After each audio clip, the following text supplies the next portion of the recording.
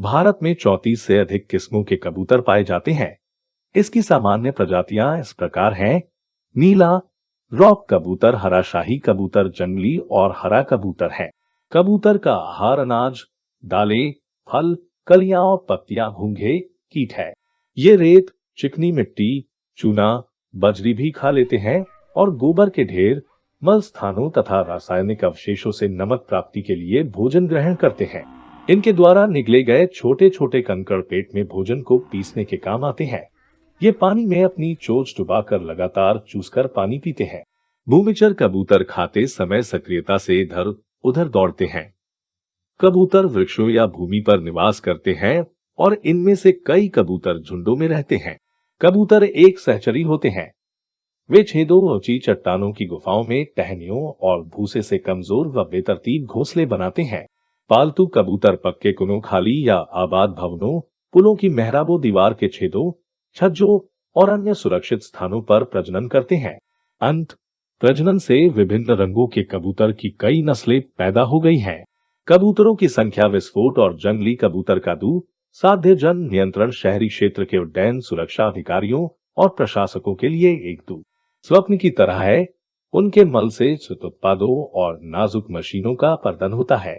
इसके बावजूद धार्मिक संस्थानों, समुद्र तटों और नदियों के किनारे बने कबूतरखानों में इन्हें दाना खिलाया जाता है।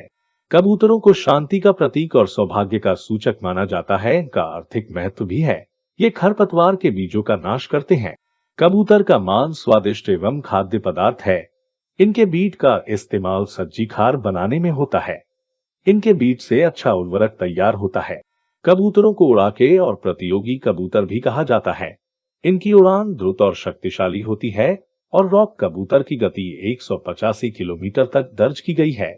खेल के रूप में कबूतरों की दौड़ बेल्जियम में शुरू हुई थी, जहां 1818 में 160 किलोमीटर से अधिक की लंबी दूरी की प्रतियोगिता हुई थी।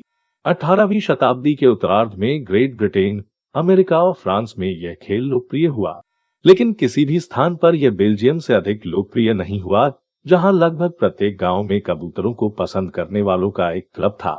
विश्व में इसकी नियामक संस्था फेडरेशन कोलंबोफिल इंटरनेशनल है, जिसका मुख्यालय ब्रसेल्स में है। प्रतियोगिता वाले कबूतरों को विभिन्न स्थानों से छोड़कर अपने घर वापस लौटने और अपने दड़बे में घुसने के नियमित अभ्यास के जरिए प्रशिक्षित किया जाता है। प्रतियोगिता की शुरुआत में प्रतियोगी पक्षियों को छल्ले पहनाए जाते हैं। उसके बाद स्टार्टर द्वारा उन्हें छोड़ दिया जाता है। ये पक्षी तेजी से ऊपर उड़कर सही दिशा ग्रहण करके सीधे अपने दड़बों की ओर अग्रसर होते हैं। कबूतर की उड़ान में तय की गई दूरी को उसके द्वारा लिए गए समय से विभाजित करके उसकी अधिकतम गति की गणना की जाती है। जब तक पक्षी अपने दड़बे के दरवाजे से अंदर प्रवेश नहीं कर जाता, उसे वापस पहुंचा हुआ नहीं माना जाता है। घर लौटने के लिए कबूतर कई हजार किलोमीटर तक की दूरी तय करने के लिए विख्यात हैं और प्रतियोगिता के दौरान कुछ कबूतर 145 किलोमीटर तक की औसत गति हासिल कर लेते हैं।